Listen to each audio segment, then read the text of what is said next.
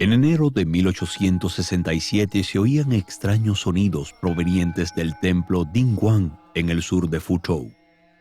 El habitual canto de sutras budistas había sido reemplazado por algo mucho más exótico: inglés.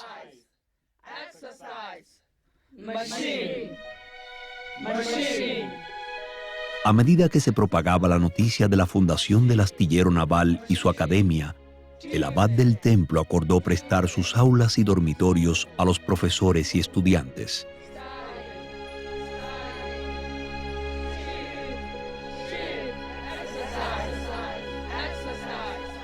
En los años siguientes, los lugareños se familiarizaron con el recitado en inglés en armonía con el canto en sánscrito de los mantras budistas.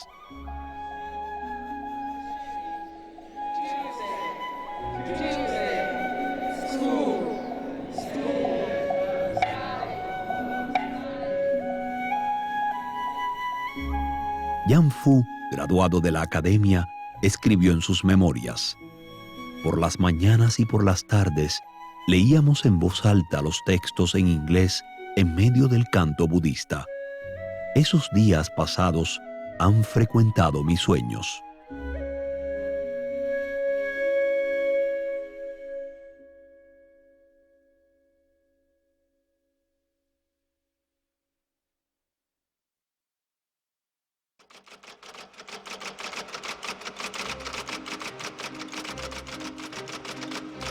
En 1856, el recién fundado New York Times describió la escena que sus corresponsales encontraron en China, donde la aristocracia xenófoba y resentida veía con hostilidad y sospecha cualquier innovación extranjera, desde los ferrocarriles hasta el telégrafo.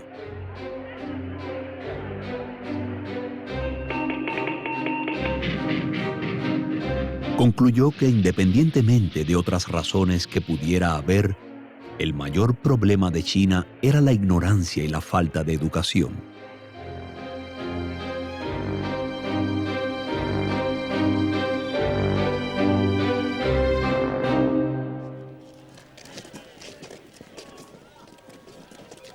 En el invierno de 1866, la Academia Naval de Fuzhou colocó avisos en las calles de la ciudad para reclutar a alumnos.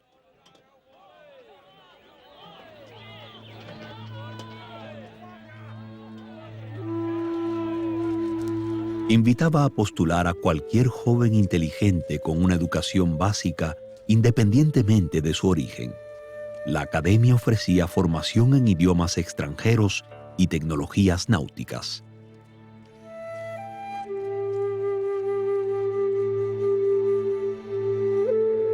No hubo una avalancha de solicitantes. Por el contrario, la gente de Fuzhou no veía ninguna ventaja en tales habilidades arcanas.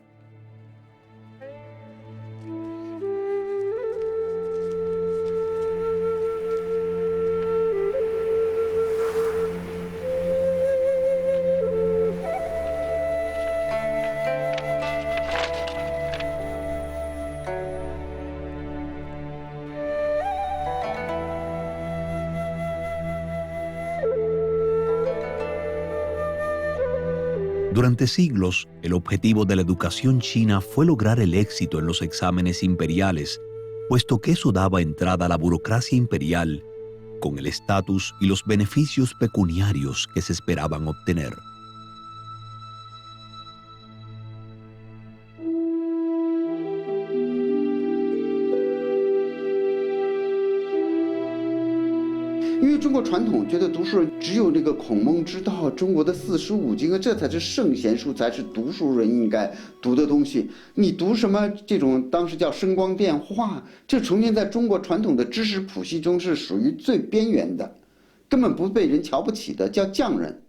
在那个时代呢，以学习洋人的、以学习西方夷狄的东西为耻，而不以为荣。所以这些子弟呢，不愿意去报考这个福州传承学堂。他们学出来，在整个的这个科举考试制度，也就是他的教育体制和他的政治制度，包括他的经济文化制度，都是一体的。这个一体呢，是束缚了从帝王到士绅，包括封疆大吏和普通农民的思想的意识。La residencia antigua de Yanfu, ubicada en el pueblo de Yanqi en Fuzhou, ahora es un museo para conmemorar a este personaje. En 1866, Yanfu tenía 14 años y decidió abandonar los exámenes imperiales para ingresar a la nueva academia.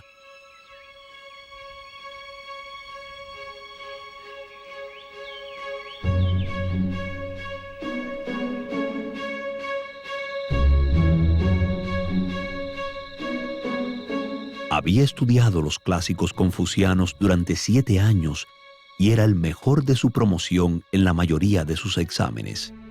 Sus perspectivas parecían brillantes, pero la muerte prematura de su padre ese verano significaba que ya no había ingresos para pagar su educación privada y los costes de ingresar al sistema de exámenes imperiales.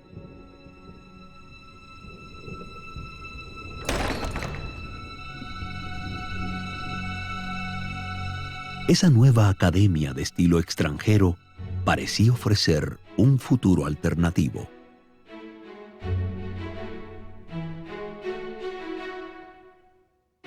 Según su prospecto de admisión, la academia proporcionaría libros, alojamiento, alimentación, ropa y atención médica, todo de forma gratuita. Además, cada estudiante recibiría una asignación de 4 taeles de plata que podrían utilizar para mantener a sus familias.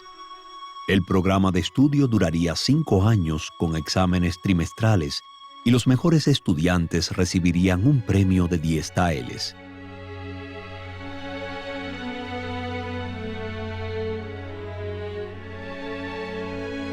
Para Yanfu, todo parecía demasiado bueno para ser verdad, pero cuando le pidió a su tío que fuera su garante, recibió una respuesta extremadamente hostil.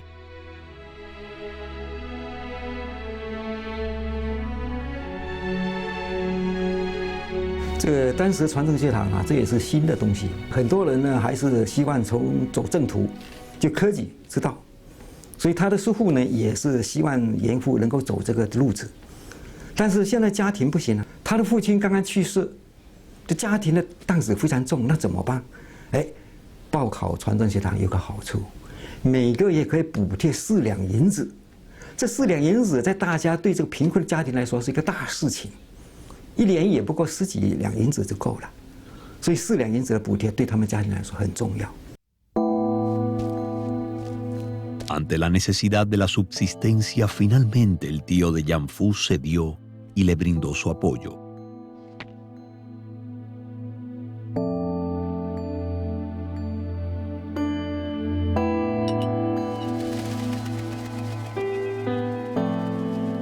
Se acercaba el examen de admisión, pero pocos se inscribían y la mayoría de los interesados venían de familias vulnerables como Yanfu. Chen Baochen, el nuevo ministro de Asuntos Navales, estaba personalmente a cargo de la academia. Era muy consciente de la necesidad de que China contara con sus propios ingenieros y científicos para mantener su marina. Estaba tan decepcionado por la escasez de postulantes que comenzó a inscribir a estudiantes entre sus propios amigos y conocidos. Entre ellos estaban Lin Taezong, sobrino nieto de Lin Zexu, y Sa Chenping, hijo de 8 años de un amigo.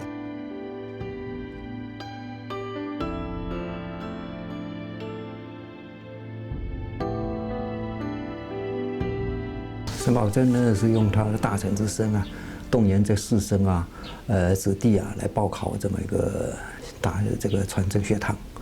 那么这个求是居一堂啊，这个当时的话呢，招生的是105人，虽然人数不多，但他确实开启了从科举之路之外的一扇求才取士之门。 El templo Dingguan estaba ubicado en un lugar particularmente auspicioso en Fuzhou. El 23 de diciembre de 1866 sonó su campana para anunciar la apertura de un examen inusual.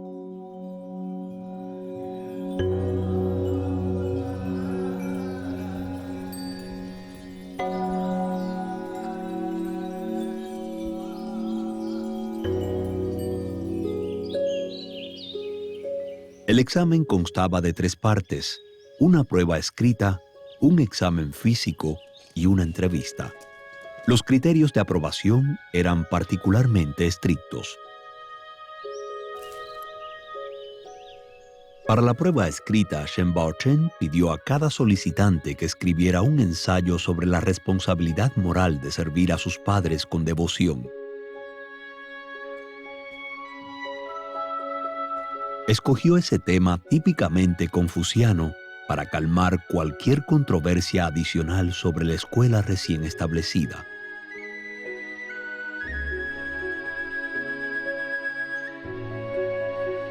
Yang Fu, quien había perdido a su padre, escribió un ensayo conmovedor, lamentando la muerte de su progenitor y expresando gratitud hacia su madre.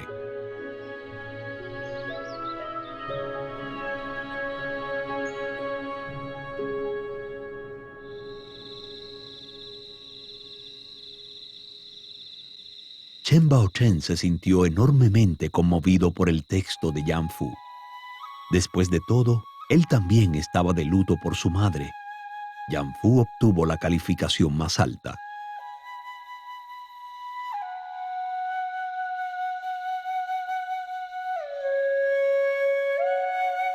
Junto a Yang Fu fueron admitidos Liu Buchan y Lin Taezheng y decenas de otros jóvenes. Un segundo grupo fue inscrito unos meses más tarde.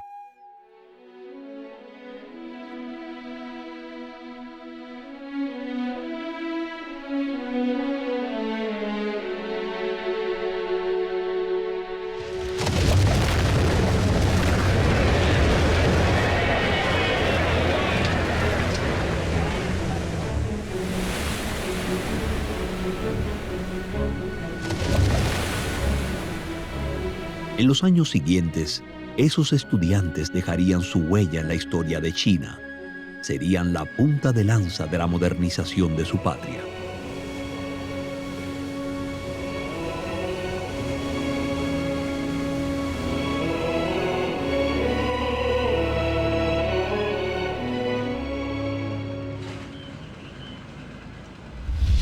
Hoy, Maguey es un famoso astillero cuya producción anual se calcula en millones de toneladas. Pocas personas se dan cuenta de que esta localidad se encuentra en el sitio original del astillero naval con su arsenal y academia.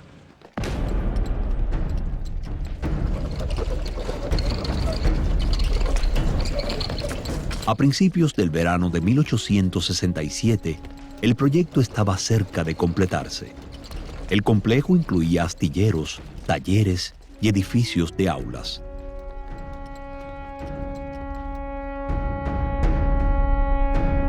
A partir de un ladrillo como cimiento, no hay nada imposible en el mundo.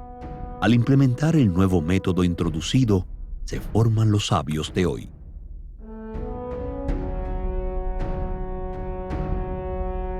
El 18 de julio, Shen Baochen asumió oficialmente el cargo de ministro de Asuntos Navales de Futian en Maguey. Se comprometió a construir una marina moderna para el imperio, pero su primera prioridad era construir una escuela para entrenar a sus futuros oficiales.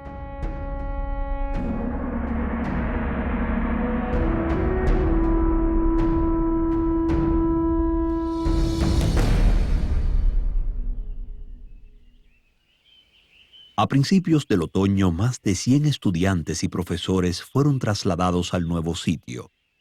La escuela fue rebautizada como la Academia Naval. La oficina del ministro de Asuntos Navales se encontraba en el centro del astillero. Bajo el plan de estudios diseñado por Zuo Tongtang y Shen Baochen, las clases se impartirían tanto en inglés como en francés.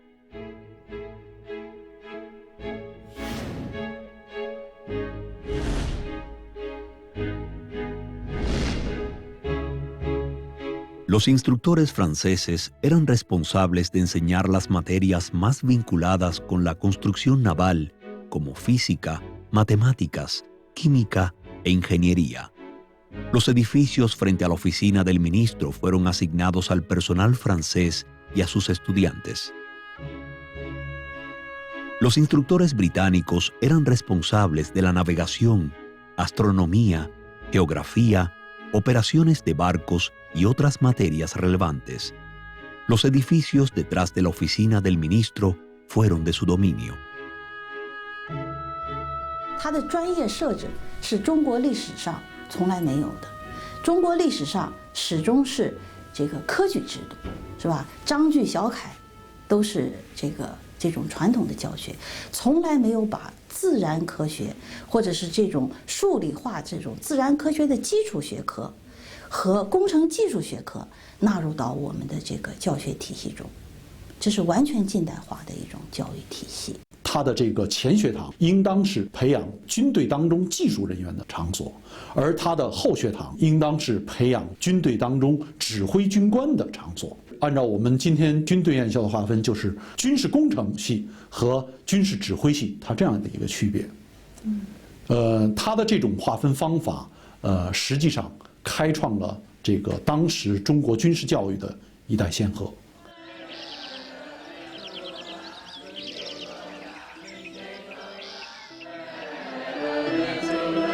Yan Fu, de 15 años, fue seleccionado para estudiar inglés y navegación marítima. Entre sus compañeros estaban Lin Taizong, Liu Buchang y Deng Shichang, quienes luego se convertirían en famosos oficiales de la Marina. Entre aquellos que fueron seleccionados para estudiar francés y construcción naval estaban Chen Yitong, quien se convertiría en un famoso diplomático, y Wei Han, quien sería conocido como padre de la construcción naval en China.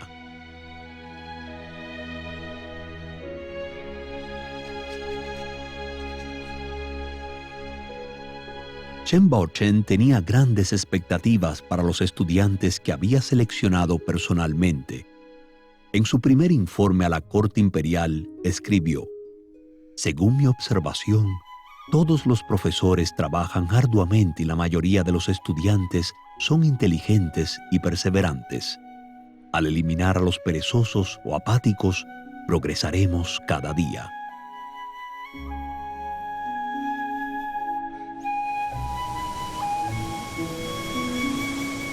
Fue un progreso que sería tan difícil de lograr como ganar cualquier batalla contra las potencias marítimas.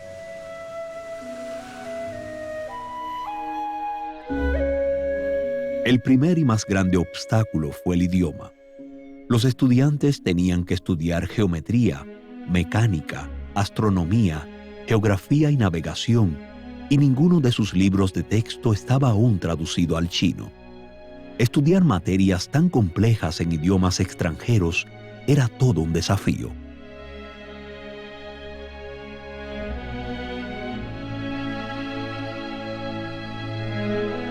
对中国人来讲呢，他是完全没有西学基础的，一张白纸的基础上，差不多学生是从进校开始，从学英文、学法文的字母开始，同时把自然科学的数学啊，是从算术、从物理学、化学，全是从最基础的同时开始学习，建立起他们一个西方教育的一个基本架构，在这个同时进行海军的专业技术的训练，所以。 对他们来讲，这个学制就是非常紧迫。那么，这个学习的压力也是要远远超过西方军事院校。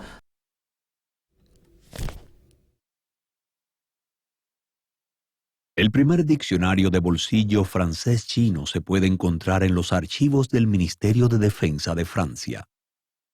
Jiquel y sus colegas ingenieros tuvieron que estar continuamente compilando listas de términos técnicos para sus estudiantes, y estos se convirtieron en la base de este primer diccionario.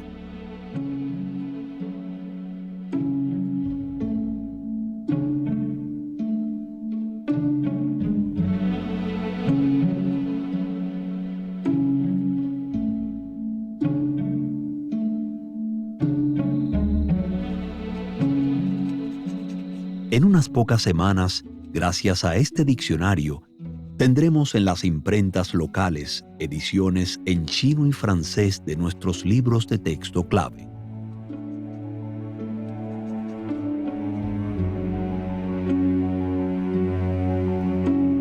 Gracias a esos libros, el lenguaje técnico complejo se volvió accesible para los estudiantes por primera vez. Los profesores extranjeros quedaron impresionados por las habilidades de sus estudiantes. Un ingeniero francés que trabajaba para la Oficina de Asuntos Navales escribió: después de 4 días de estudio, ya mostraban una inteligencia sobresaliente. Tras 8 días, eran capaces de escribir todo el alfabeto. Aparentemente, podrán deletrear y escribir en 6 semanas.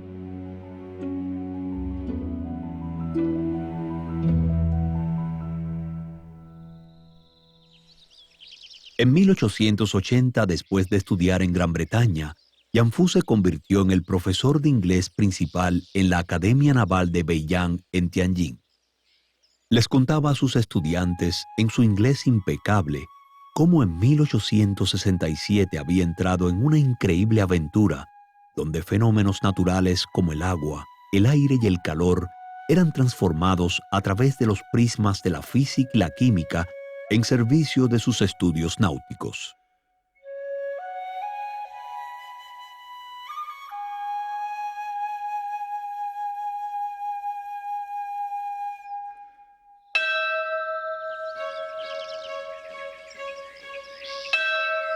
蓝眼睛的是我的老师，我们已经学会用洋人的语言听课。每天上午，我们会学习一些从没在私塾里上过的课程，解析几何、微积分、物理和化学。杨教习手把手教我们认识船身构造，我才知道舰船原来是这样一步步拼接起来的。当然，下午的时候，我还得到不远处的工厂，花几个小时熟悉各种轮机和工具的操作。慢慢的，我发现洋人其实也很有趣。我们可以直白地说笑，还可以大声说出自己的见解。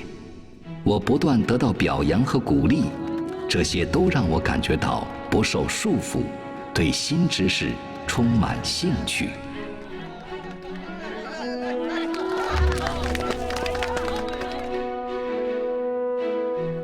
Wei Han y sus compañeros estaban estudiando construcción naval y diseño.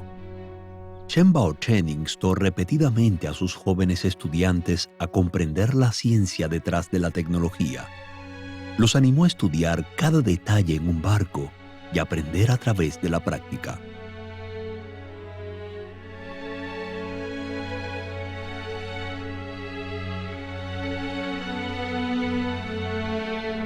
办学的体制上面采取的是工学紧密结合的产校合一体制，船政的学堂和工厂都是在船政大臣的领导下都是独立的，但是他们又是相互配合的。教习呢又教学生，又是厂里面的工程师，那学生呢既有堂课又有场课，它就是实践跟理论是紧密的相连。那这种的办学模式也是颠覆性的。 从师徒式的传授向分专业、分基础与实践，分这个课堂教学与这个实际操作转变，这种实际上是一种中国传统的这种私塾式的教学，1对1式的，或者是这种堂式教学呢，向这个近代教育的这种转变的一种非常明显的这种划分。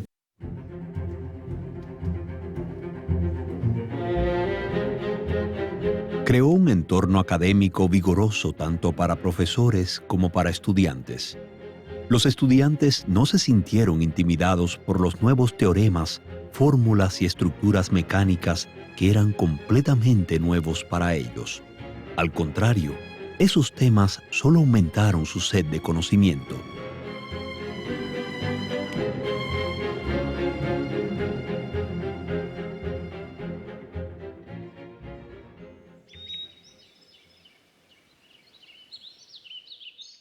Como ministro a cargo, Chen Baochen estaba emocionado de ver lo rápido que progresaban sus estudiantes, pero no estaba exento de preocupaciones.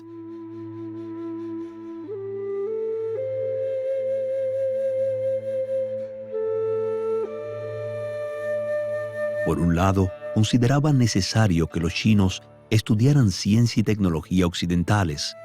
Por otro, Le preocupaba que ante la influencia extranjera los jóvenes perdieran su identidad china.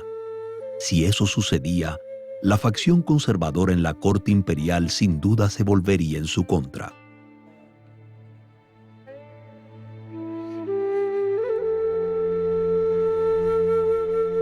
王国派他从来不从技术层面来反驳你，说你这个选址当不当，现在有钱没钱啊什么的，他首先不从这个层面反驳你，他就是一下子把你一个东西上升到一个道德的层面。你只要是学外国的东西，你就是用意变相，就是汉奸。 Chen Baochen tenía mucha experiencia en la política imperial y conocía perfectamente los riesgos que implicaban.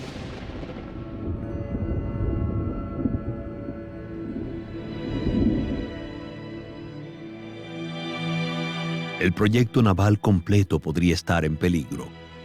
Para contrarrestar los posibles riesgos, aseguró que los estudiantes estudiaran los clásicos confucianos diariamente.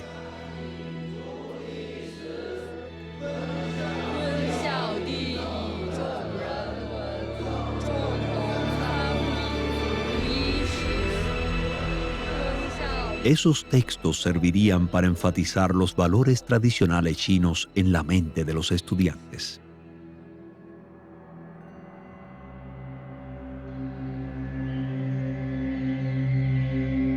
Henry Noel Shore fue un oficial naval británico que sirvió 3 años como primer teniente en el Lapwing en la Estación Naval de China de la Marina Real.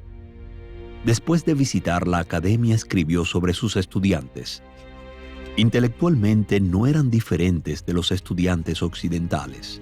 Sin embargo, estaban muy rezagados en otros aspectos. Naturalmente, esto fue el resultado de cómo fueron criados. Después de clases simplemente caminaban y dejaban que sus mentes divagaran o hacían la tarea. Nunca participaban en deportes o entretenimiento. 党派就是提出了那个所谓中体西用，就认为就是中国的那个传统文化和传统的这个教育的那一部分啊，我们还是不能丢掉的。那么它是本质，那么技术性的东西或者说是西学的一些东西呢，只是表面的，是用。 啊，那么这种观念呢，实际上是一个比较根深蒂固的一种传统观念，但是它又比完全排斥西学呢，它又似乎是前进了一点。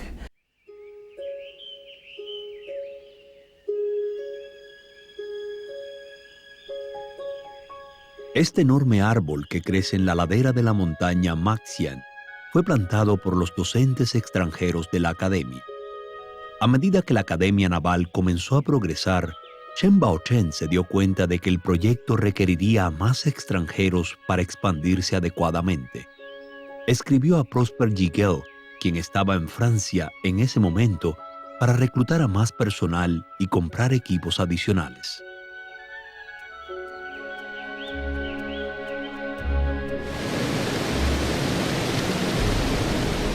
Un día de octubre de 1867, un grupo de extranjeros desembarcó en el fondeadero de la pagoda en Fuzhou.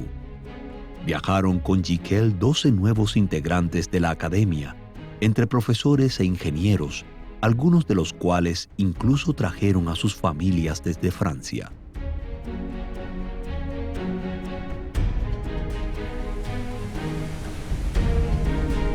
En abril siguiente, llegó otro grupo de instructores británicos al que se conocía en ese momento como el Arsenal de Fuzhou.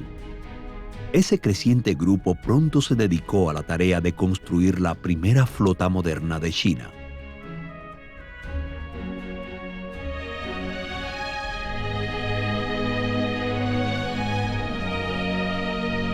As the foreign head of the arsenal, he had the whole technical direction of the arsenal. In the contract, Giguel was to get a very high salary, 1,000 tile, this is yin yang, each month. At the time, Chen Baochen only got 600. So it was a very high salary. All the foreign community was jealous because even in the custom where the salaries were high, it didn't get that much. 沈葆桢认为，没有给高薪，不可能请到好的教习，能够带出好的学生。所以说，他们的薪资待遇是非常高的。那他的教习的工资比我们本国的教师薪资应该是高出近10倍。外国教师大概在200到250两，那我们本国教师就在16到36两之间。所以说，这差距还是蛮大的。A petición de Shen Bao-chen, James Carroll, el recién nombrado director de estudios, organizó el plan de estudios y las regulaciones de la academia. Chen aprobó todo lo que Carroll sugirió, excepto el plan de vacaciones. Carroll había propuesto dar a maestros y estudiantes un mes de vacaciones de verano y un descanso de 8 días en primavera y otoño. Shen Bao-chen decidió que no podían permitirse tanto tiempo libre. Los estudiantes de la Academia Naval tenían que estudiar 349 días al año, bastante más de lo que un estudiante universitario de hoy está acostumbrado. A los estudiantes se les permitía ir a casa durante unos días en el Año Nuevo Chino, el Festival del Bote del Dragón y la Fiesta del Medio Otoño. Los domingos podían salir de la academia durante un par de horas, pero si regresaban 15 minutos más tarde, se registraría como una falta y si llegaban más de una hora tarde, serían suspendidos. 所以当时呢，3个月就一小考，考了不行，3次3等就除名了。所以他这个像第一届的话呢，招了105个人的这个制造专业的，最后剩下39个毕业。驾驶专业的100个人就剩下33个毕业，是吧？所以淘汰率很高。 Las estrictas reglas se aplicaban tanto al personal como a los estudiantes. Un estudiante organizó una protesta contra un profesor que insultó y maltrató a otro estudiante y fue enviado a trabajar en el astillero como castigo.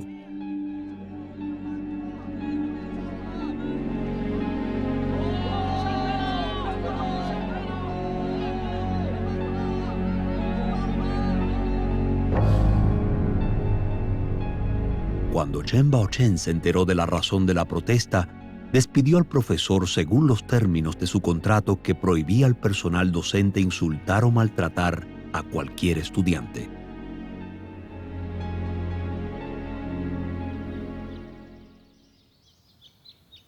Un día más de trabajo, un día más cerca del éxito. Era el lema de Shen Bao-chen que pronto se convirtió en el lema para todo el personal y estudiantes. Shen Bao-chen invirtió una cantidad increíble de su tiempo y energía en la gestión de la academia. Mantuvo altos estándares y una disciplina estricta para todos los involucrados.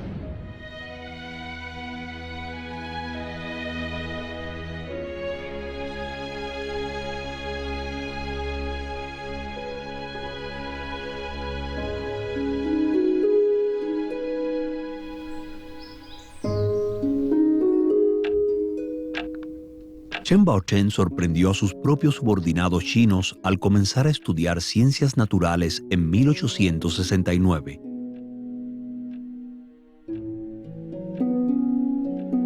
Toda su educación hasta ese momento había seguido la tradición de erudición confuciana. Ahora decidió comenzar desde lo básico en ciencias naturales.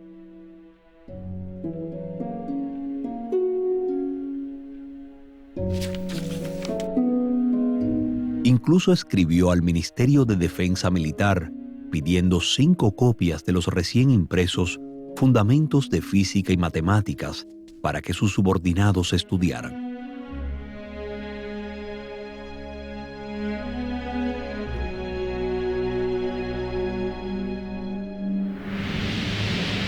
Sin embargo, a pesar de todo el progreso realizado en Fuzhou, los japoneses estaban aún más fervorosos en sus esfuerzos. En 1869, el gobierno Meiji reconstruyó su centro de entrenamiento naval que había abierto unos años antes. El Ministerio Imperial de Guerra de Japón comenzó a tomar medidas radicales para construir una marina moderna. En 1876, el centro de entrenamiento naval fue trasladado a Tokio y renombrado como la Academia Naval Imperial Japonesa. Entre su primera promoción estaba Yamamoto Gonbi, futuro almirante y primer ministro apodado el padre de la Marina moderna de Japón. La Academia Naval Imperial Japonesa impartía todos sus cursos en inglés y seguía un plan de estudios al estilo británico. Incluso los ladrillos utilizados para construir los dormitorios de los estudiantes fueron importados de Gran Bretaña. 建立了自己的海军学校以后，一方面是培养新的海军人员，另外一方面呢，把这些老将拉回炉，让他去进修，这样就使日本拥有了一支能够作战的舰队，又拥有一批能够使用西方式或者说近代化的海战观念的海军将领。那么当他有了这个海上实力以后，他就开始谋划两件事，什么事？一件叫做征台，一件叫做征韩。 这个思想贯穿了日本在19世纪后期的所有军事行动。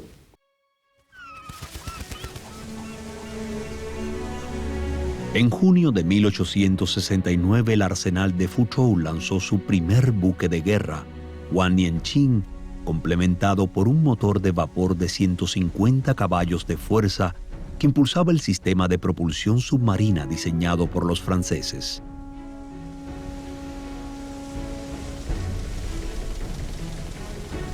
Fue el primer buque de vapor de guerra de 1000 toneladas en China.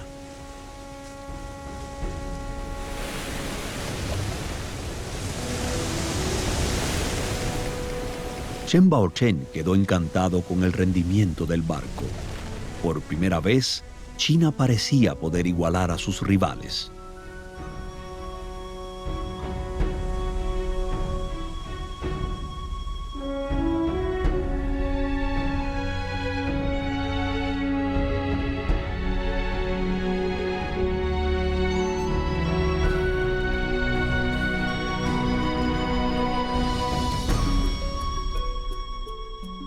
Mientras Chen Baochen planeaba llevar el barco desde Fujian hasta Tianjin para su inspección por parte de la corte imperial, surgió una disputa entre el personal francés en el arsenal. El ingeniero francés responsable de la construcción del Guan Yanqing insistió en que el primer viaje debería tener a un oficial francés al mando. Amenazó con no participar en la navegación si eso no ocurría, y que él no tuvo más opción que despedirlo.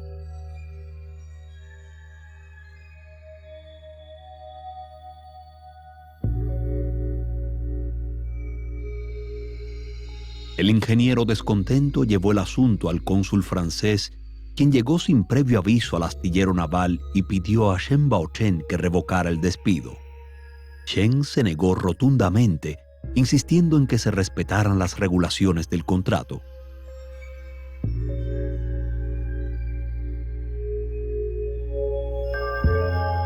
就是等于是在船政的这件事情上面，他要求法国的政治势力就来介入进来了，就是我可以等于法国可以对在船政发生的事情行使一种裁决权，这件事情是对的还是错的，这是一个非常要命的一个问题。所以当时沈葆桢对这个事情是非常非常反感的。沈葆桢跟李鸿章他们都是一个特别纯粹的，就是坚持一个信念。 就是无论做什么洋务的事情，用多少外国人，但是主权、控制权、主动权必须在我们中国人手里的。 El arsenal de Fuzhou había crecido tanto en educación como en construcción naval, pero Chen Baochen tuvo que transitar un camino delicado entre los conservadores imperiales y los intereses extranjeros. Los chinos necesitaban aprender las tecnologías occidentales modernas, pero también necesitaban mantener el control y no perder los intereses propios. 所以说，像沈葆桢这种的，全自我操的这种的精神，应该主权意识，在当时能够避免了外国列强插手船政、插手中国近代工业的一种企图。 En noviembre de 1869, el Guan Yanqing, portando la bandera de la dinastía Qing, llegó al puerto de Tianjin. El ministro encargado de realizar la inspección en nombre de la corte informó: este barco bien diseñado y sólidamente construido maneja bien en el mar. Los que operan el barco están bien entrenados y los cañones funcionan eficazmente. Hubo una alta confianza en el arsenal de Fuzhou que con el tiempo proporcionaría a la flota muchas más embarcaciones.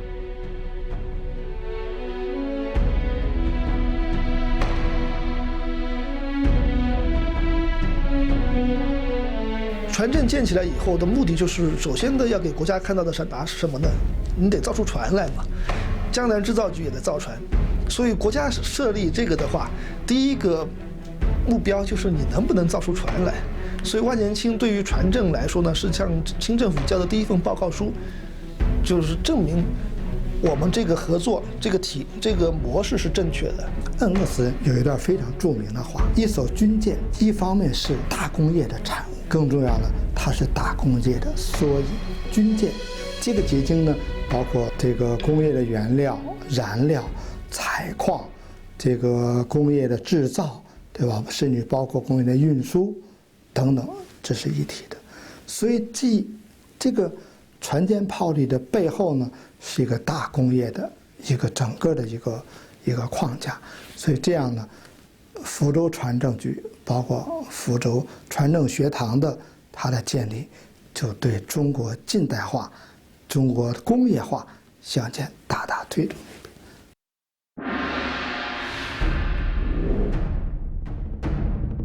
Desde 1869 hasta 1875, bajo el liderazgo de Shen Baochen como ministro de Asuntos Navales del Mar Meridional, el arsenal de Fuzhou produjo 16 embarcaciones entre buques de guerra y transportes con un total de 14.000 toneladas.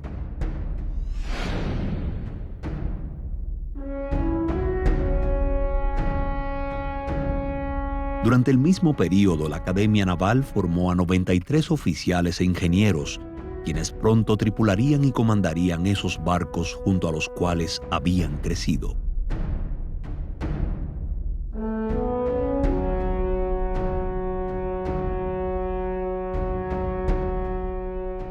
船政学堂就是开启了很多个第一。第一个中国开始有自己的系统的造船技术的培训学校了，第一个海军学校从这里诞生了，第一个西式教育被国家承认的西式教育就是冠冕堂皇，我们可以这么正正式式的来做了。李鸿章说过一句话，说是闽堂，就是船政学堂的后学堂，海军学校，说是闽堂是开山之祖，用了这么一个词来形容他在中国海军教育上的地位。Cuando Shen Baochen dejó Fuzhou, el arsenal ya se había convertido en un activo clave para la región. El sitio de 400.000 metros cuadrados contenía 13 talleres que producían hierro fundido, calderas, motores, aparejos e instrumentos de navegación. Junto con el astillero, la oficina de dibujo naval, las escuelas y otros complejos forman el mayor centro de entrenamiento naval de la Marina china. Tanto en su dimensión como en su nivel manufacturero, era el centro naval más grande del lejano oriente.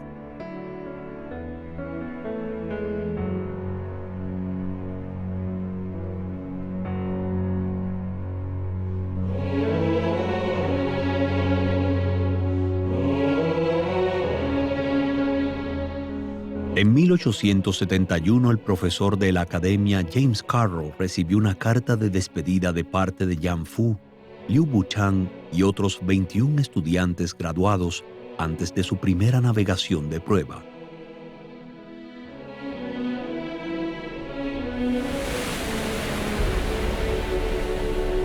Estimado señor Carroll, hemos completado nuestros estudios y estamos a punto de comenzar nuestro viaje.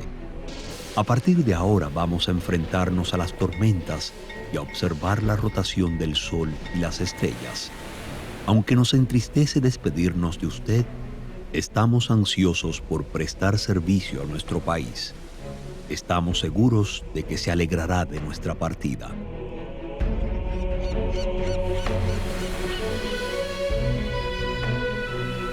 Los jóvenes chinos comenzaron sus 4 meses de práctica en el mar en el buque de entrenamiento Tianwei. Fue el primer viaje oceánico de la Marina moderna china.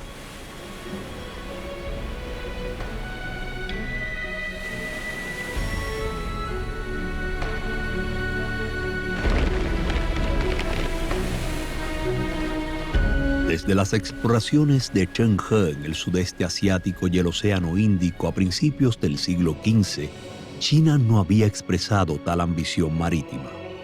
Los siglos intermedios habían inculcado un ambiente de introspección y estancamiento.